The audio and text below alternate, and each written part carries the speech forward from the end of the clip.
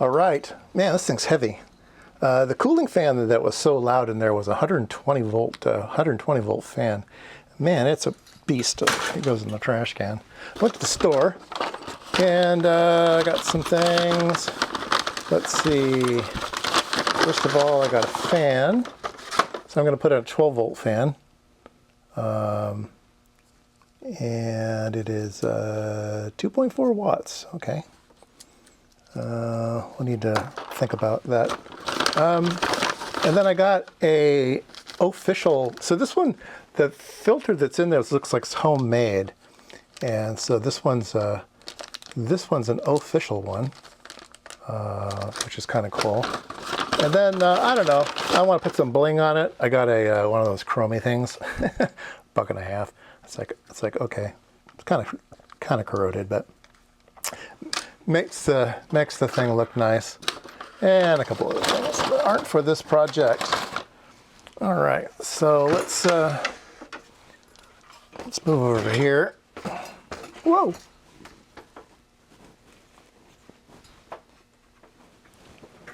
And I think what we'll do, got a couple screws just holding it in.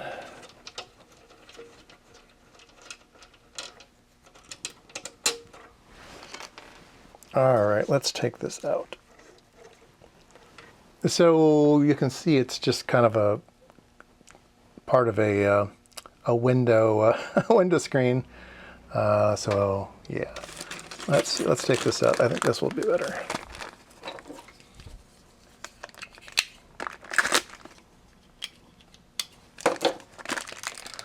This is only $1. This is a steal.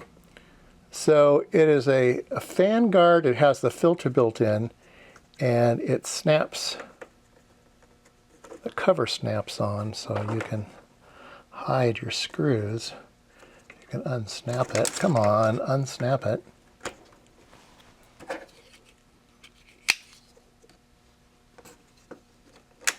we go. Yeah, so brand new filter. So this will go, whoops, this will go on here, then this snaps over the top of it. So yeah, that's pretty cool. Will these screws work? I think they'll be okay. Yeah, these are okay. So we'll just use the old screws.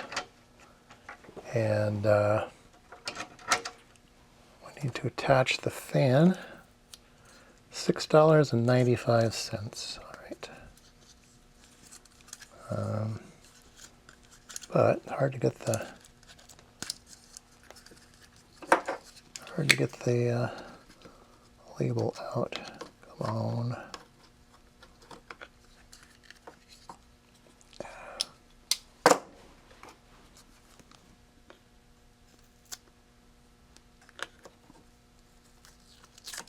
There we go. All right. So this will go. Which way does the air go? Usually there's an arrow. There's no arrow in this one. Oh, here we go. Here's the arrow.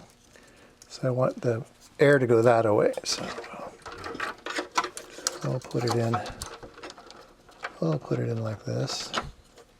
Let's see. I want the wires over on that side.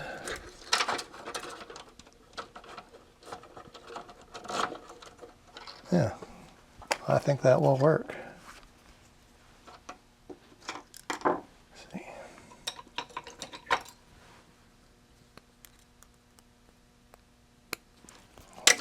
Jesus Christ. Throw things across the room. All right. I'm going to need a smaller. No, that works. That works. All right.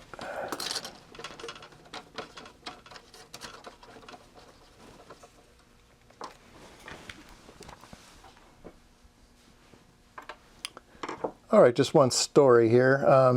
The Kaypro 2X did not come with a fan, but it did come with a cutout on the back for a fan. So I think the version, the case was used for other machines, and like the Kaypro 10 had a hard drive, and the hard drive probably got hot, and that's when they add the fan. But it did have the cutout, so a lot of people went ahead and used it and put on a, let's see here, oh, this thing's in the way. Oh, that's interesting. My foot's in the way. Let's see here.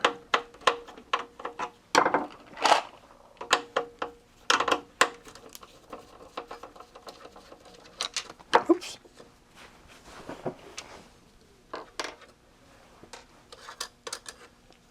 So we can snap this on. Snap it on, like I say. Snap it on. Come on. That's kind of harder than it looks. There we go.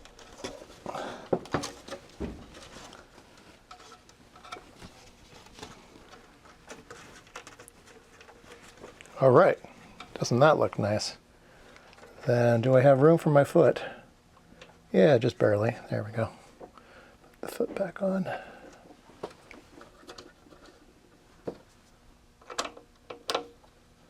Oops. Come on, you can do it. There we go.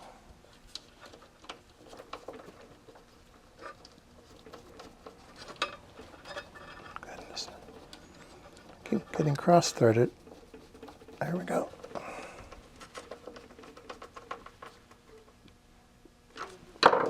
All right, that looks professional. I like that.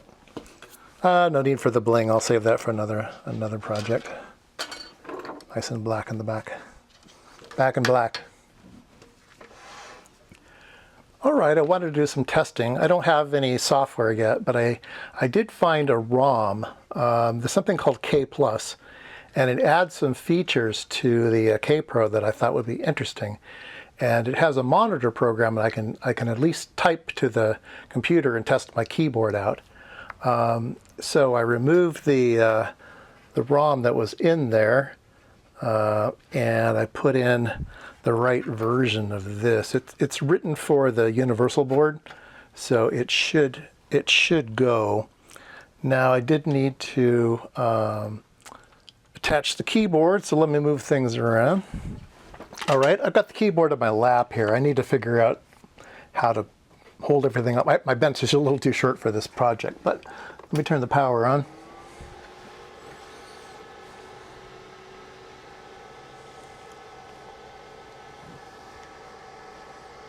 Okay, so now it comes up and it says KayPLUS version 1.2a, copyright 1988, microcode consulting.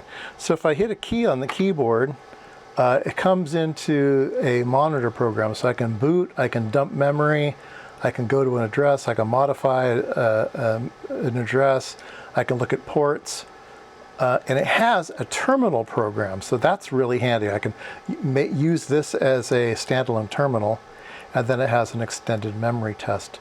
So let's do a D as dump, and let's do a D0, so there's memory. Got one guy who's different, F3. Oh, we got a 1A down here too. So anyway, dump 1000. So that's the dump program. Let's see here. If I hit question mark, it brings this back up. I can look at ports. Port 1. So these are the values of the ports. So that's really good. Can you see this? Is it too small? Might be too small for you guys. There you go. Now you can see it. So let's get out of this.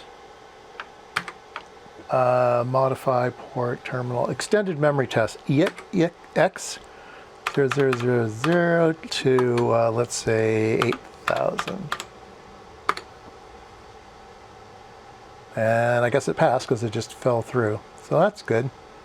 But the terminal program is very interesting. So I hit terminal. It asked me for the baud rate.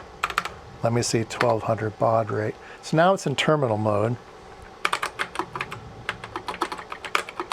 So the keyboard's working just fine. Now, the reason that I can get this is there's no echo. All right, so let me show you. All right, so it's talking to this COM port. And in that COM port, I have a loop, pins 2 and 3 would be shorted.